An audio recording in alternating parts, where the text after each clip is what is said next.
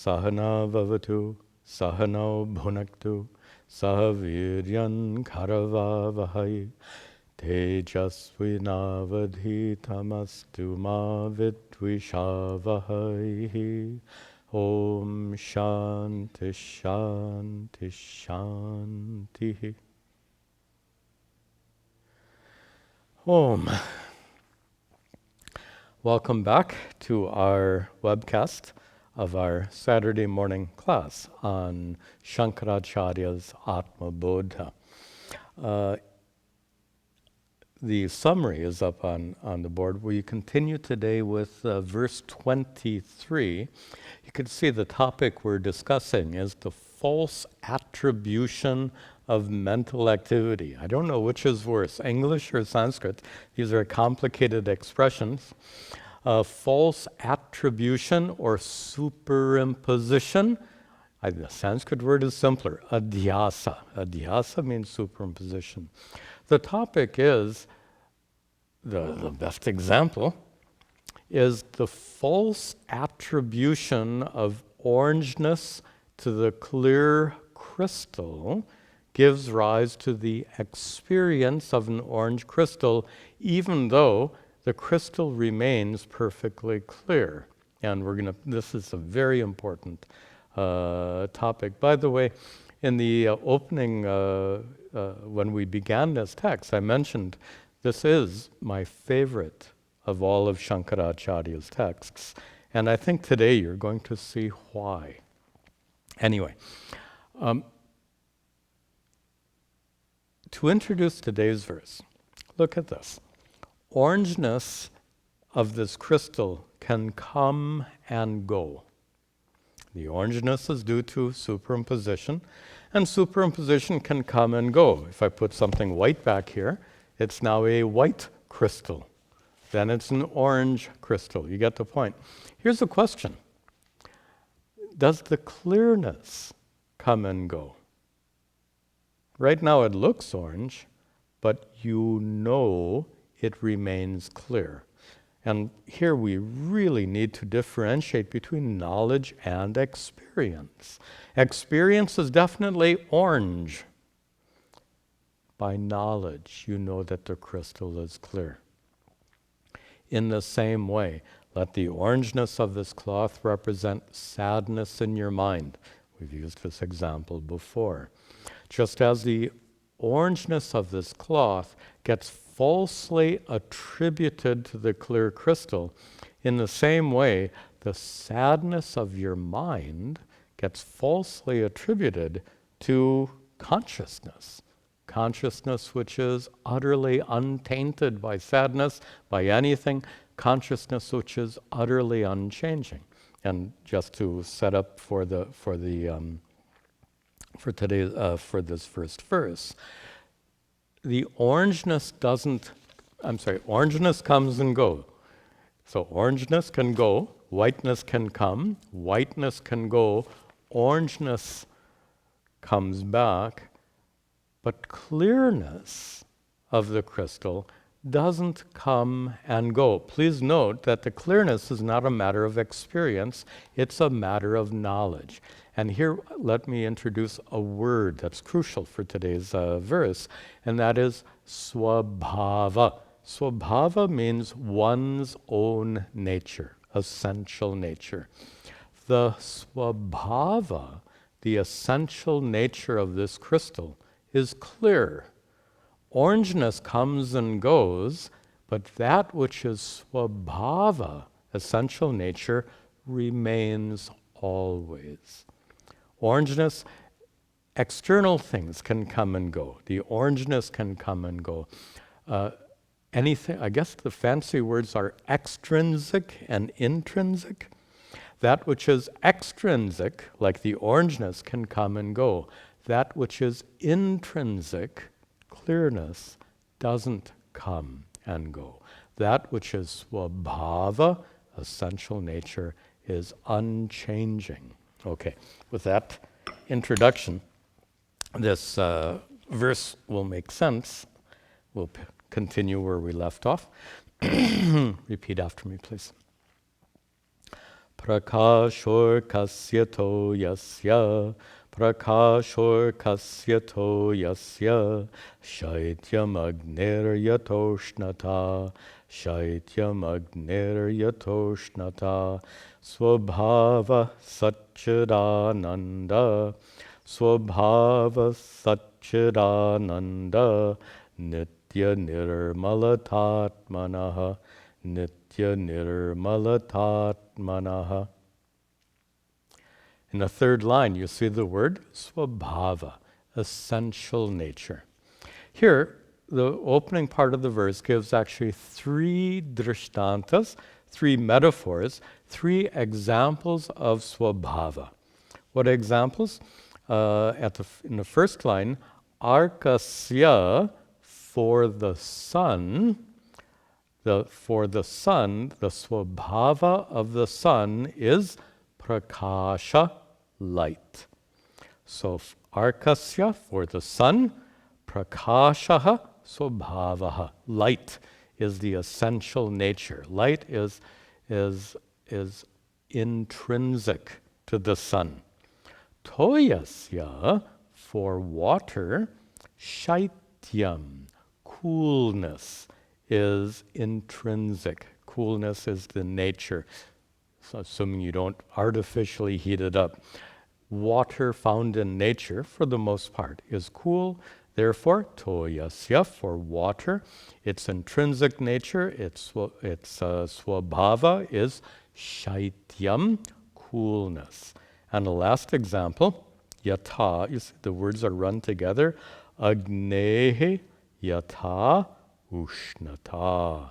Yatha, and just as agnehe, for agni, for fire, the intrinsic nature of fire is ushnata, heat, warmth, hotness.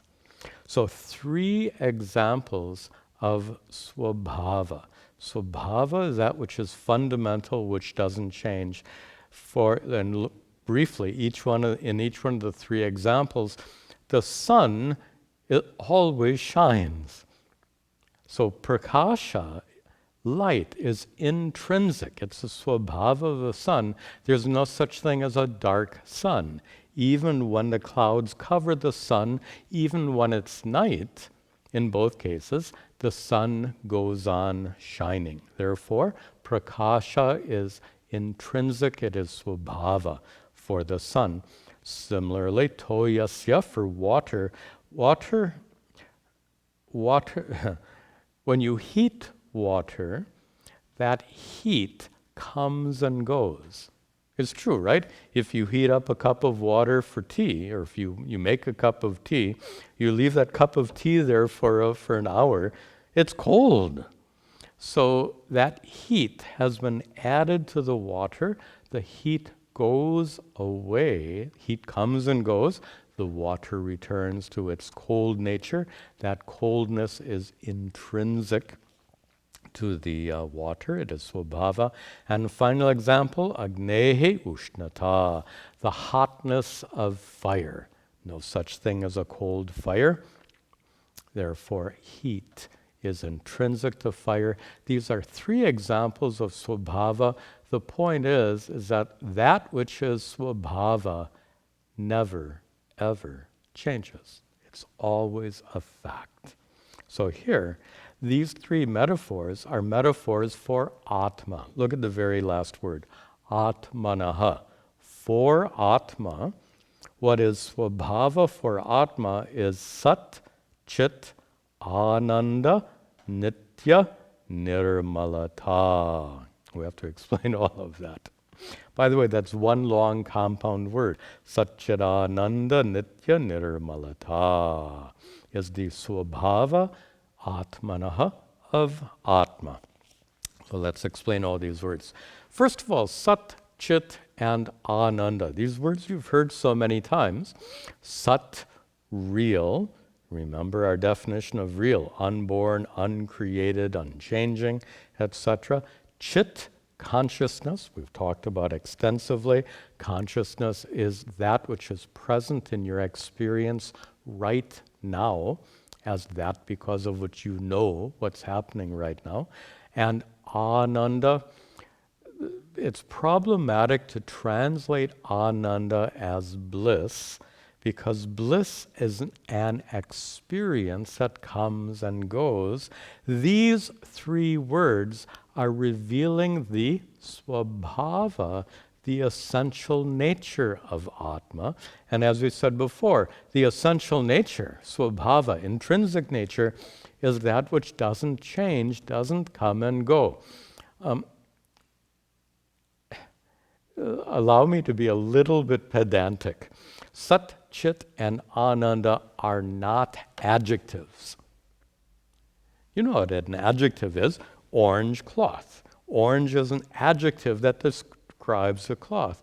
The key point about adjectives is adjectives can change. You can have a cloth that's white, you can have a cloth that's yellow, you can have a cloth that's any color. So that color of the cloth is an adjective, and adjective is that which can change. So you can have a cloth that is orange, you can have a cloth that is not orange. Look at this. If sat, chit, ananda are adjectives, it means you can have an atma that is sat, real. You can also have an atma that is not sat, unreal. Wait a minute. That's not Vedanta at all. The word sat is not an adjective. There's no such thing.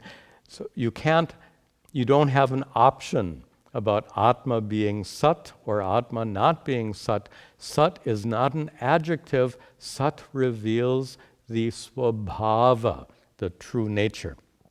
By the way, common adjective for swabhava is swarupa. They mean exactly the same thing. Swabhava, true nature, essential nature. Swarupa, true nature, essential nature. Both of these words are used frequently in Vedanta. So, swabhava doesn't change. So, sat reveals swabhava. Atma is intrinsically sat. Similarly, Atma is intrinsically chit. Chit is not an adjective. There's no such thing as Atma which is not conscious. If chit were an adjective, you can have either chit or a chit Atma. Not possible. So you get the point. The words sat and chit are not adjectives. They reveal the swabhava, the essential nature, the intrinsic nature of Atma. Similarly, Ananda. Now you can see why you can't call Ananda, you can't translate Ananda as bliss without causing confusion, because we all know bliss is an experience that comes and goes. Last night you slept blissfully. I hope you did. But then you woke up and that bliss went away. The experience of bliss comes and goes, like the heat of water comes and goes. Here, we're not talking about bliss at an experiential level. We're talking about bliss at a fundamental level. And at a fundamental level, you can't call it an experience. Experiences come and go. So for that reason, the word ananda, if to translate it as bliss is problematic. So what else shall we translate it as? By the way, bliss is a literal translation. It's undeniable. Nand is the root. Nand is to rejoice. So ananda is full of rejoicing. Bliss is a perfect translation. But when we use the word ananda, in the expression sat-chit-ananda, to refer to Atma, in this limited case, to translate ananda as bliss is problematic. Then what word shall we use? My guru, Pujya Swami Dayananda, was fond of using the word fullness or completeness. Others will use words like perfection or divinity. Words are, Words are words. Use whatever words you want. But the point is that all of these words refer to the essence of Atma. Commentators will often, when they say sat-chit-ananda in a commentary, they'll often say sat-chit-ananda. No, I'm sorry, the other way around. Sat-chit-ananta ananda. Or maybe the other way, I don't know. But they'll add the word ananta to the word ananda. Ananta means limitless. So ananta then, the word limitless, gives you a better sense of what the word ananda is intended to convey here. Limitlessness.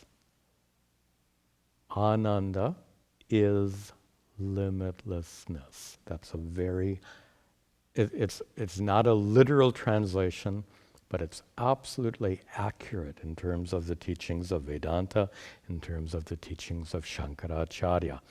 Ananda, when used to describe Atma, is not an adjective.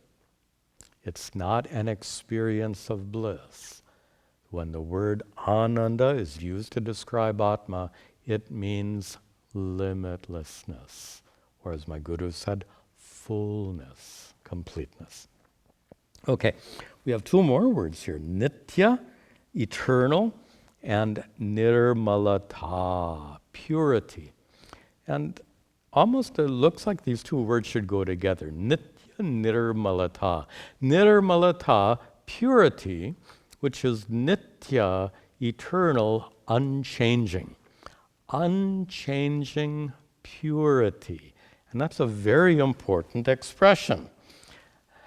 Notice this crystal has nitya nirmalata. I don't know, nitya, eternal. This crystal is not exactly eternal, but in staying with the metaphor, the clearness of this crystal, nirmalata, purity, clarity, clearness. The clearness of this crystal is nitya in the sense that it doesn't come and go. And here's the point. Just as this crystal, the clearness of this crystal is intrinsic to the crystal, it doesn't come and go. In the same way, for Atma, Atmanaha, what is intrinsic to Atma is nitya nirmalata, unchanging purity. Now, what that means is that just as the crystal is never tainted by the color of my cloth, there's not a trace, we've discussed this before, not a trace of orangeness goes into the crystal. It's only visual thing, it's only an appearance. In the same way, when sadness is present in your mind or any other emotion, not a trace of that sadness affects your consciousness. This is crucial to the teachings of Vedanta. And this is crucial to becoming enlightened and becoming free from suffering, because it's only when you understand your true nature to be nitya nirmalata, your essential nature, your svabhava is sat-chit-ananda. We've explained these words many times, but sat-chit-ananda, which is unchangingly pure, eternally untainted, unchanging, meaning your consciousness remains limitless, full, complete, regardless of the condition of your mind. No matter how much agitation is in your mind, consciousness is unaffected. No matter how much sadness, anger, frustration, whatever is the emotion, all of that, in the presence of all of that, consciousness remains utterly untainted, utterly unchanged, just like the crystal. Now, there's a really important point. A little bit outside of our text, but so important. Please note that the clear crystal is not a matter of experience. As long as I hold this crystal in front of the cloth, it will continue to appear orange. Therefore, to appreciate the clarity of this crystal is not experiential. The word used, and this word was used by Pujya Swami Dayananda, he said, it is purely cognitive. It's purely a matter of understanding. Watch where this goes. Extremely important. Your consciousness remains utterly untainted, unaffected by sadness, anger, frustration, whatever it is in your mind. Consciousness remains utterly unaffected, and that truth is purely cognitive, to use Pujya Swami Dayananda's language. Purely cognitive means you don't necessarily experience freedom from the sadness in your mind. You don't, when you understand that the crystal is clear, that doesn't change your experience. In the same way, when you understand that your true nature, svabhava, is utterly unaffected by whatever is happening in your mind, that doesn't change your experience. When sadness is in your mind, you will continue to experience sadness. What Vedanta gives you is a cognitive shift. Cognitive, fancy language. Cognitive shift means it's a matter of understanding that I am fundamentally okay in spite of the presence of the experience of sadness. This is the cognitive shift. I'll say that one more time. To know that I am okay, I'll use second person. You are okay, perfectly unaffected, regardless of the condition of your mind. That's purely a matter of understanding, and it is this particular understanding that gives you inner freedom. Because if you know you're okay, regardless of the condition of the mind, then it's okay. Let the mind be what it is. Okay, the mind is sad, the mind is agitated, the mind is up, down, sideways, whatever it is, to know that you are okay no matter what. This is Vedanta. And it is, again, to go back to Pujya Swamiji's words, purely cognitive. And the reason I'm stressing this is in some other traditions, they take a very different approach.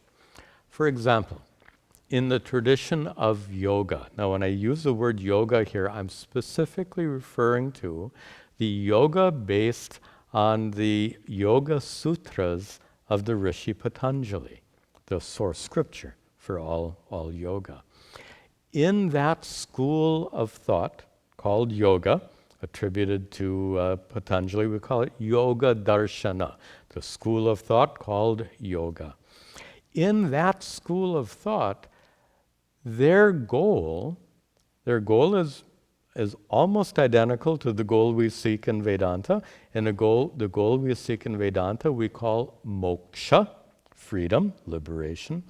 They call it kaivalyam. Kaivalyam means literally onlyness, but what it means is a condition of being utterly unaffected by anything and everything. A condition of being only yourself as sat-chit-ananda without being affected by anything else. Now watch this. In the school of thought known as yoga, they focus on creating a special condition of your mind when your mind is free from creating any disturbance. Which means to enjoy kaivalya, the goal of yoga, you require a mind that's in a particular condition. They call it nirodha, the cessation of all thoughts. And I don't want to get into the technical details. There's a lot of details here. So let me make the point in general. Yoga focuses on the condition of the mind, creating a condition of the mind in which suffering goes away. And they have a very elaborate methodology of doing that, a methodology based partially on Vedantic teachings, but largely based on practice of meditation. So with the help of this wisdom, same knowledge that we're studying is the same knowledge that they adhere to, the knowledge of Atma. Their understanding of Atma is pretty much the same as Vedanta's understanding of Atma. But their solution to the problem of suffering is very different. The yogic solution to the problem of suffering is to create a permanent condition of mind, a condition that is permanently free from suffering.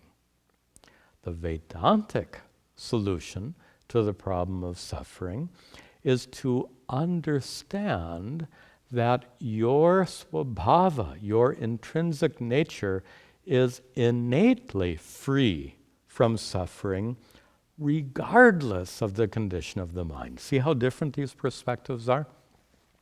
Yoga takes the mind very seriously and works to modify and control that mind. In fact, one of the main meanings for yoga is control. It also means union, but a primary meaning of the word yoga is to control. So yoga is primarily concerned with controlling the mind.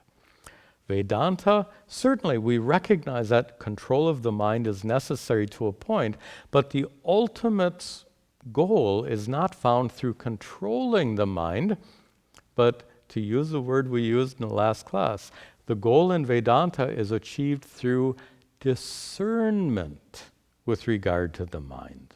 Not control of the mind, but discernment, viveka, with regard to the mind, to know that whatever happens in the mind affects the mind and doesn't affect you, your true nature as sat-chit-ananda Atma.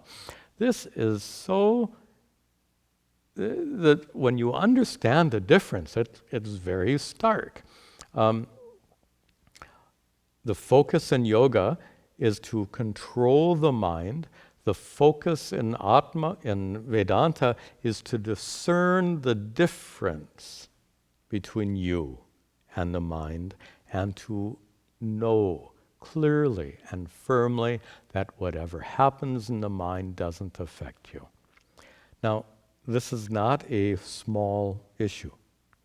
It's not a little pedantic feature. This is so significant. Look at the... I don't want to spend too long on this point, but it's really important. I'm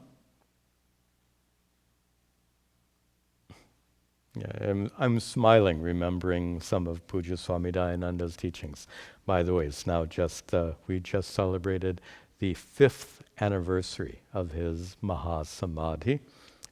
So I still remember him very fondly and miss him deeply. He taught, he had a nice expression here. He said, if your mind needs to be in a certain state for you to be free, to be content, to enjoy perfect peace, if your mind has to be in a certain condition for you to enjoy perfect peace, then, in my teacher's, I don't remember his exact words, but something like this, you will continue to struggle with that mind. And in this way, you make an enemy of your own mind. His exact words. You make an enemy, an opponent, an enemy of your mind. Why? Because you want your mind to be in that perfect condition so you can enjoy peace. Your mind, I think we've discussed in this class before, your mind resists perfection. Just as you can't perfect your physical body, I did give this example. If you go to the gym and work out for 8 hours a day, how long will it take you to have a perfect body? Silly, right? Your body can become much healthier, much stronger. It can never be perfect. The body is not perfectible, and nor is your mind perfectible. We can improve the mind tremendously. And the yogic practices, the meditations taught in yoga, are very powerful in shaping that mind and making that mind much healthier. But that mind will never be perfected. This is our Vedantic perspective. In yoga, this is a Vedantic interpretation of yoga, and that is, in yoga, you try to perfect the imperfectible, the unperfectible. I'm not sure if that's a word. You try to make perfect a mind which can never be perfect. And that struggle to make your imperfect mind perfect, that struggle converts your mind into an opponent, an enemy you have to struggle with constantly. And the fact is, we have too many enemies in life already. You don't need to make your mind one more enemy. Some of Pujya Swamiji's observations. I should mention before we wrap up this topic that not only does yoga have this orientation, but some of you are familiar with a scripture called Yoga Vasishta. Yoga Vasishta is loosely a text on Vedanta, as is Shankaracharya's Atma Bodha. Yoga Vasishta is attributed to the sage Valmiki. It's a huge text, some 25,000 verses long, and it's basically an account of Lord Rama being taught by the sage Vasishta, which is where its name comes from. And a lot of quasi-Vedantic teachings come in that Yoga Vasishta. Why do I say quasi-Vedanta? Because Yoga Vasishta follows in the footsteps of yoga, which is to say, the Vedanta taught in the Yoga Vasishta ends up requiring a particular condition of mind for you to enjoy perfect peace. To have perfect peace is contingent upon a particular condition of your mind, which means knowledge is not enough. In Vedanta, knowledge is enough.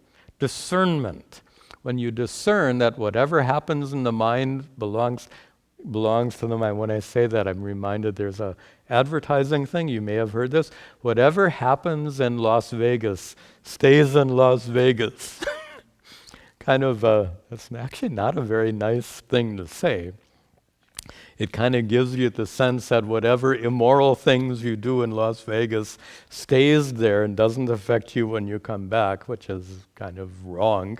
Anyway, it's an advertising slogan. Whatever happens in Vegas stays in Vegas. Whatever happens in your mind stays in your mind and doesn't affect consciousness. This is discernment. This is the result of knowledge. Tattva jnana, knowledge of your true nature. Yoga Vasishta agrees that tattva jnana, knowledge of reality, is required, but it's not enough. According to Yoga Vasishta, this discernment or pure knowledge is not enough. They take 2 more steps. I'm not going to go into these details.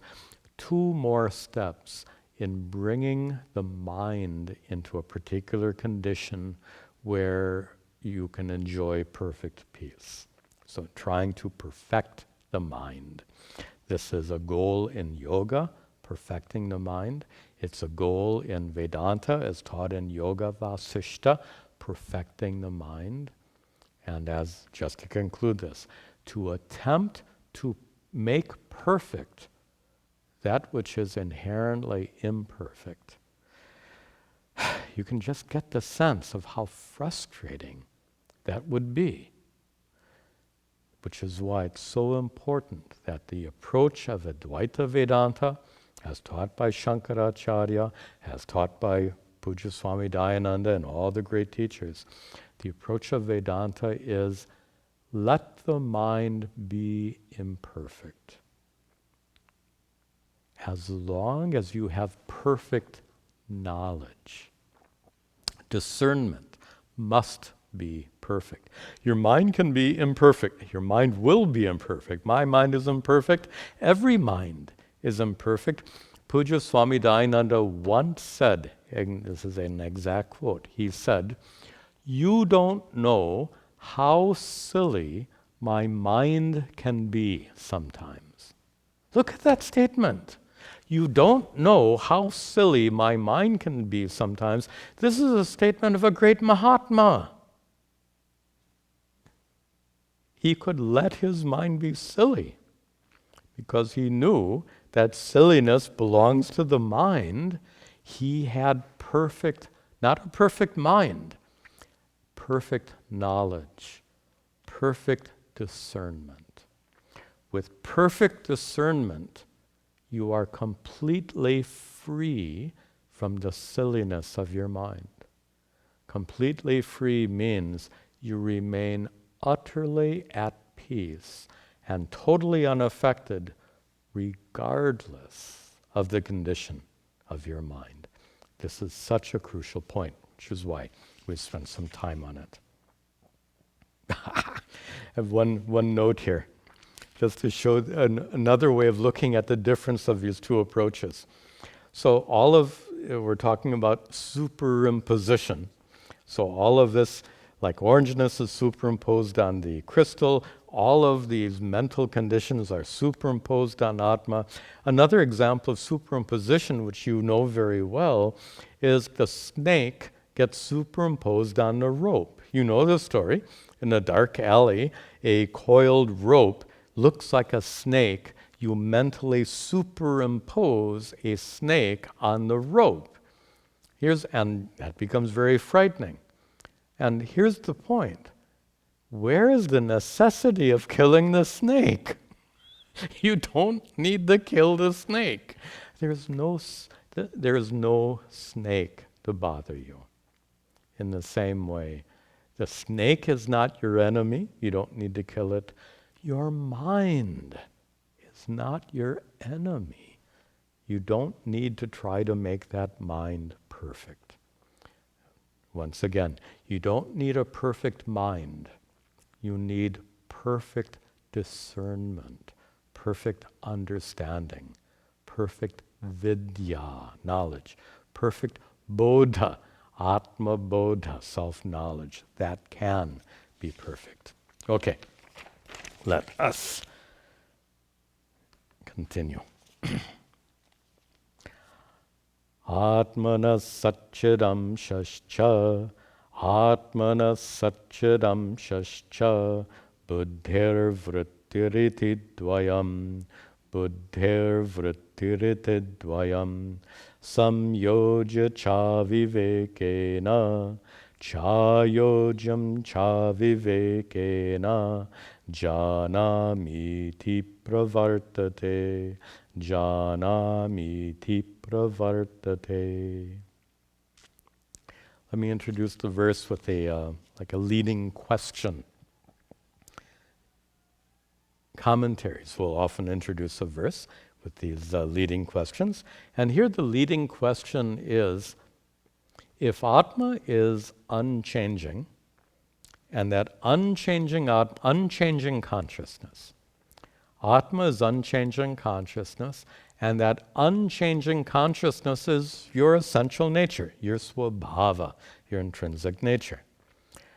But if your intrinsic nature is unchanging consciousness, then why do we feel like we are constantly changing? We are individual beings in contact with the world, having many experiences, and we change depending on the experience. If we experience a bright sunny day, we feel cheery.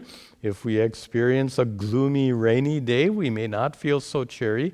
So through all of our experiences, we seem to change, constantly change. How do we reconcile the fact that Atma is unchanging consciousness, but our experience of ourselves is constantly changing? How to reconcile that? Shankaracharya explains. He says that there, in the second line, iti dvayam. Dvayam, there are two factors that we need to understand here. Two factors, just as with a crystal, there are two factors. One factor is the clear crystal, and the other factor is the orange cloth. Two factors. So the same two factors. One factor is Atmanaha sat-chit-ananda. One of the two factors is the sat and chit amsha. Shankara is getting a little complicated here, but it's not that complicated. Amsha means part. So he says that Atma has a sat amsha, a sat part, and Atma has a chit amsha, a chit part. Of course, you already know Atma doesn't have parts, so this word amsha is used figuratively. The commentator points that out. He says, amshaha iva. It is as though a part. Maybe instead of calling it part, we can call it aspect. Remember, sat-chit-ananda are not adjectives. These refer to the intrinsic nature, swabhava of Atma. So we can speak of a sat aspect, the real aspect, and the chit aspect, the conscious aspect. So with regards to these two aspects, the aspect of Atma, your true nature, the aspect which is real, uncreated, unborn, unchanging, and the aspect which is chit, conscious, revealing all your experiences. And these two aspects are Atmanaha, they belong to Atma. This is one of the two factors. So one of the two factors is two factors, sorry about that. Two factors, so to speak, sat and chit. Anyway, so sat-chit, the Atma, looked upon as being sat and chit, is one of the two factors. What is the other factor? Buddhehe vrittihi. We've used that word vritti before. Vritti means thought modification, the movements of your mind. A good translation is mental activity. And please note, mental activities includes your thoughts, mental activities include your emotions, and mental activities includes everything you perceive, everything you see, hear, taste, touch, or smell. All of these are mental activities. All of these are vrittis, and all of these are buddhehe. They belong to your buddhi. They belong to your mind. So these are the two factors.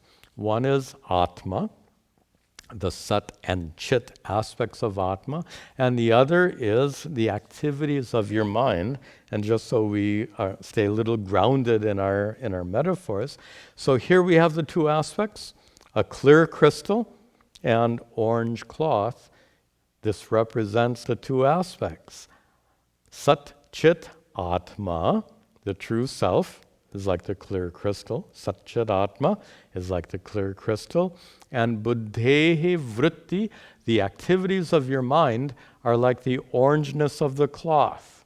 The cloth represents your mind, and the orangeness represents the condition of your mind, like sadness, or whatever is the emotion, or whatever it is in your mind. So these are the two factors. The crystal, which is clear, representing sat-chit-atma, and the orange cloth, representing the condition of your mind. Orange cloth represents condition of your mind. These are the two factors, iti dvayam. What about these two factors? Dvayam samyojya. When you put these two factors together, samyojya, combining these two factors together,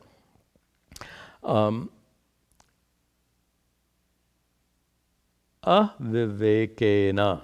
Viveka, remember that word, we've translated many times as discernment.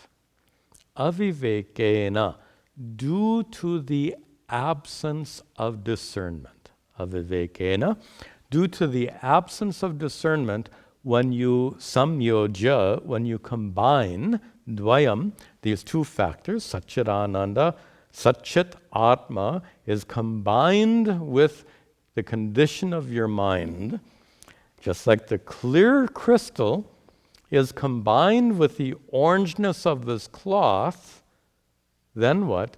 Avivekena, due to non-discernment, what happens is you make a wrong conclusion. What is a wrong conclusion? The crystal is orange. A wrong conclusion is born of the absence of discernment between these two factors. In the same way, avivekena, due to the absence of discernment, samyojya, when sat-chit-atma, fancy term, your consciousness, your fundamental essential nature as a conscious being. Your consciousness right now illumines whatever's happening in your mind, all of your thoughts, emotions, perceptions. In that way, samyojya, they are put together. Just as a crystal is put in front of the cloth, in the same way, your consciousness is in the presence, other way around. Your mind is in the presence of consciousness. Your mind is illumined by consciousness. That's samyojya. That's when they are connected, when they are in each other's presence. Then what happens, avivekena, the words break it apart, cha and avivekena, due to the absence of discernment, what happens? Janami iti pravartate. Pravartate. What takes place in your mind is a thought. The word iti here is indicating a particular thought. And what is the thought that happens in your mind? Janami. Some of you know. Janami is a Sanskrit verb meaning I know. I know. I know what's happening around me.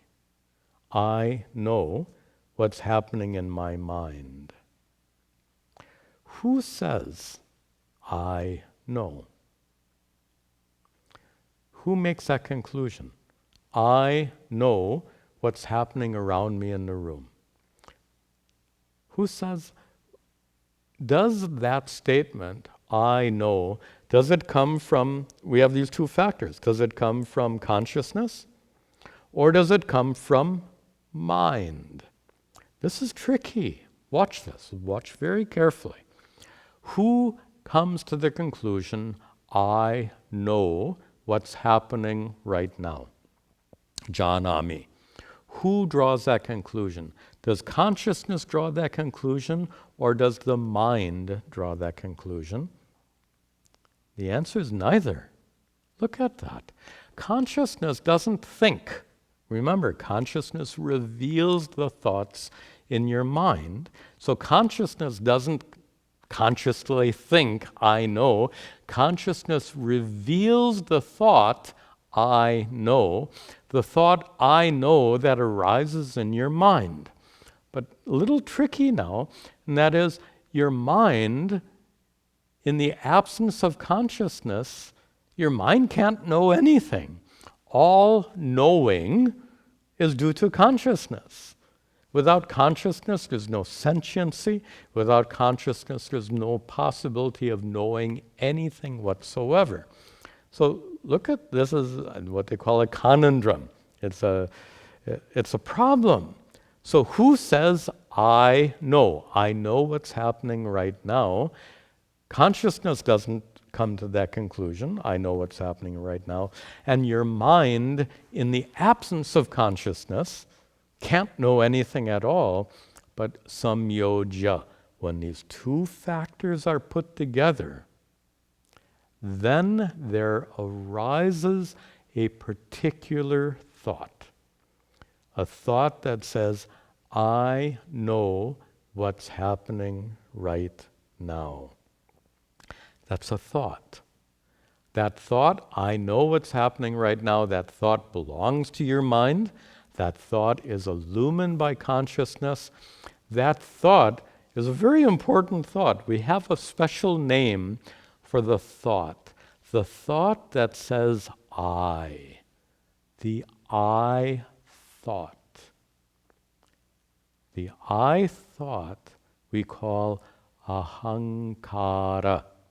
Ahankara, Sanskrit word, literally means that which makes the feeling of aham, I, the source, the origin of the feeling of being an individual person. I'm going to spend a few minutes at the end of this class explaining what is ahankara, because that's what Shankara wants us to understand here. And that is when you put these two factors together, consciousness plus mind, what arises is something very surprising. What arises is this ahankara, this thought of I thought is a literal translation, feeling of I-ness, sense of individuality. In order to help you understand what it is, it's helpful to contrast it with its absence. Try this. Remember a time when you were listening to music or some other experience, and it was such your favorite kind of music, and it was such a wonderful and overwhelming experience, you felt yourself getting lost in the music. You may have had that experience or something like that. The experience of being lost in music. Watch this. Who gets lost in the music? When you're lost in the music, can you still hear the music? Of course. So the music is still present in consciousness. Consciousness remains present when you say, I got lost in the music. Who is it that got lost is not consciousness. The one that gets lost in the in the music is that ahankara, that sense of individuality. Often gets translated as ego. Ego also gets, the word ahankara also gets conflated with Hindi ahankar in a sense of pride. Anyway, we're using the word ahankara as a technical term here, or if we use the word ego, we're using it as a technical term, not in a sense of pride. We're using it to indicate that sense of feeling like you are an individual person, that sense that goes away when you're lost in the music. That sense is the ahankara ego. It comes and goes. It's also absent in deep sleep, dreamless sleep. In dreamless sleep, you don't feel like, oh, I am really deeply asleep. You don't have that experience. That I thought is absent in deep sleep. That I thought, ahankara, is absent when you're lost in the music, absent in certain kinds of samadhi. we won't go into the details now, that I thought arises samyoja dvayam, when these two factors are brought together. When consciousness is brought to, when, other way around, when the mind is in the presence of consciousness, when these two factors are together, there arises this I thought. This I thought is the most amazing thing. It's a thought that masquerades as being a conscious being. It's an imposter.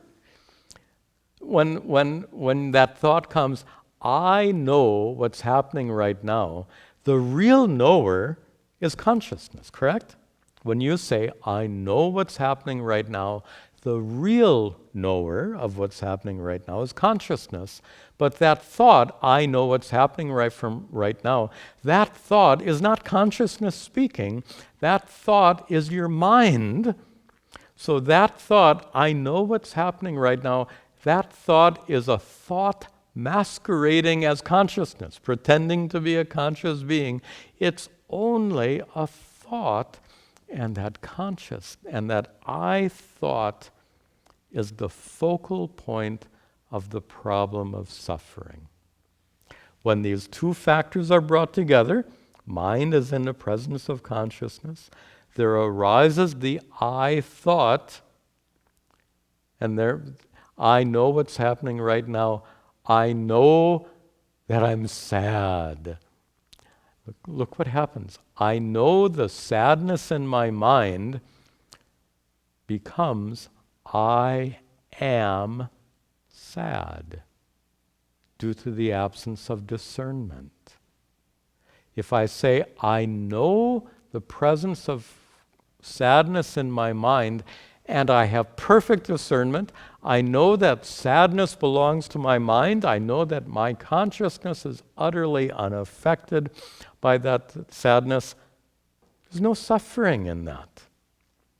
But in the absence of discernment, I say, I know the presence of sadness in my mind, therefore I am sad. That's the absence of discernment. That's the root of suffering. In the next verse, we'll talk more about this ahankara. In the meanwhile, some time ago, I did a video on ahankara, ego. I think it's called an intimate conversation with your ego, or something like that. An intimate conversation with your ego. If you have the time, go watch that video. It'll help you understand what is ahankara much better, and then you'll understand this discussion better, and you'll be in good shape for the next class. We'll come back to this and understand how that ahankara is the focal point of the problem of suffering. We'll talk about that in our next class.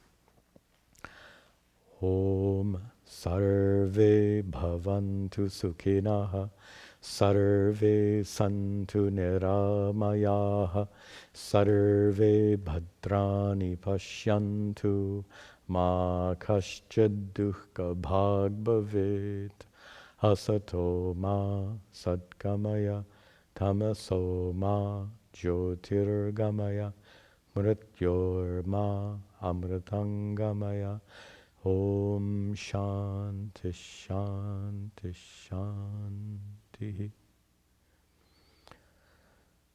Om Tat Sat.